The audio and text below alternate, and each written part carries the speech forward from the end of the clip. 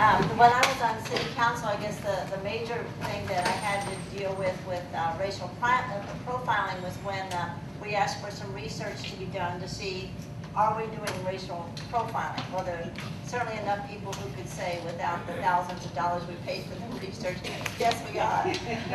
However, they did the paperwork, they did the research, and it came back with a report that suggested that we should not be alarmed, that we're not doing too badly.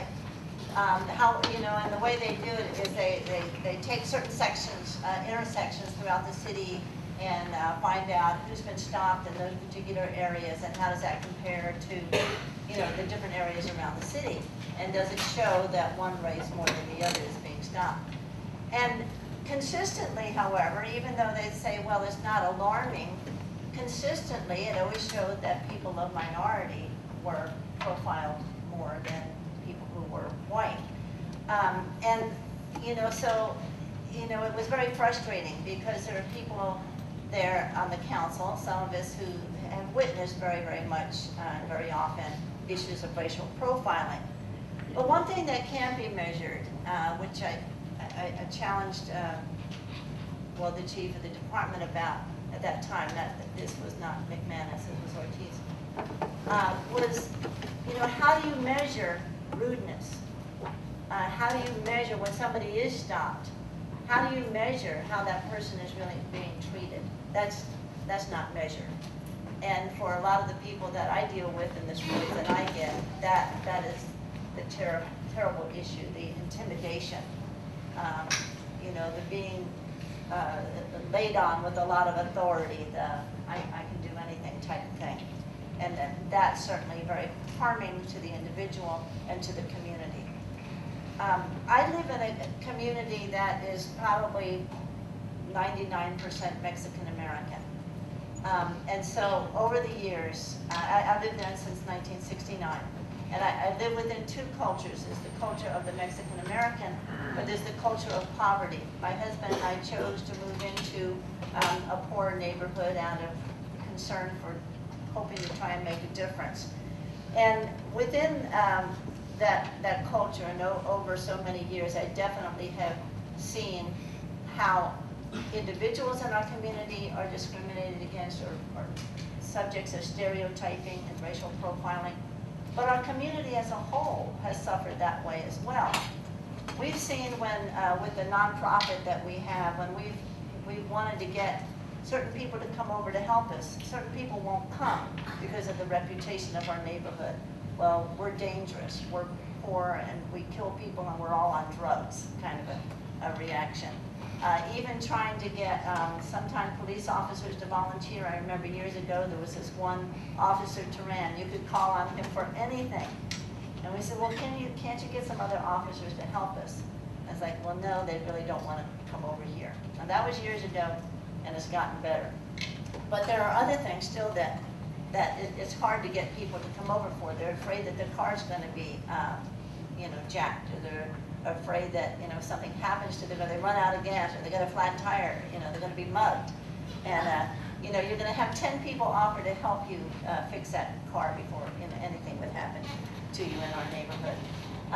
Even taxi cab drivers, people who call taxis trying to get home from a bar at night. They don't want to come over to our neighborhood. We're all going to attack them. We're all going to do something awful to them. Businesses don't want to come to our neighborhood, again, thinking that we're all on drugs and, we're all prostitutes and we're all ignorant. And, so there's a whole lot of stereotyping that goes on towards our whole area of town. And you can see the depression of our neighborhood as a victim of a lot of that stereotyping. Our neighborhood, however, has produced, outstanding doctors and lawyers and politicians and teachers, but again, that's never measured. People don't want to put their clinics in our neighborhood. We do have some people who have done that, and they're overwhelmed because so many of our neighbors have to come out to this side of town, traveling a long distance to get to a doctor. So if there's a clinic in the neighborhood, you really want to go there. It's really convenient. So the clinics can be very overwhelmed.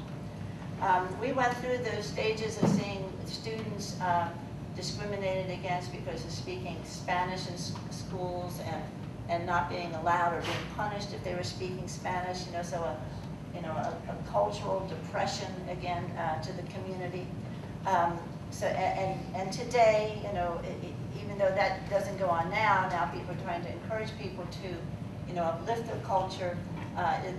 There's still that stage of having been victimized by that kind of discrimination against the culture. And we have other people to hear from, so I don't want to be too long. But I want to say that we all have a role in this. Being one of the very few white people in this community, I learned what some of the stereotypes are about white people. I remember one of the teenagers, because my husband and I work a lot with the youth, and one of the teenagers sat down one time and he said, "How come white people all eat cheese sandwiches?" And what? And I just finished a cheese sandwich. And then he says, "Yeah, you all eat cheese sandwiches and you all have pianos in your homes." I said, "Why?" And I never thought about it. I thought, well, yeah, I grew up with a piano in my home. Now, I don't think all white people have pianos in their home. I mean, and I don't think we all eat cheese sandwiches. But there are some stereotypes that fit, but there are also some others that are very uncomfortable. Supposedly we're all rich, and I can remember when we first moved into the neighborhood, kids asking us for money, not because they necessarily had a real need, but they figured we're rich, we just can pull it out of our back pocket, no problem. And then other stereotypes like because I'm white, I don't speak Spanish. There's that kind of judgment also. I can remember sitting with a group of people who were all Mexican American except for me with KCOR. They were all asked to say something for the radio, but they didn't ask me. They just assumed I didn't speak Spanish. And then it's also assumed that white people naturally discriminate against people of minority.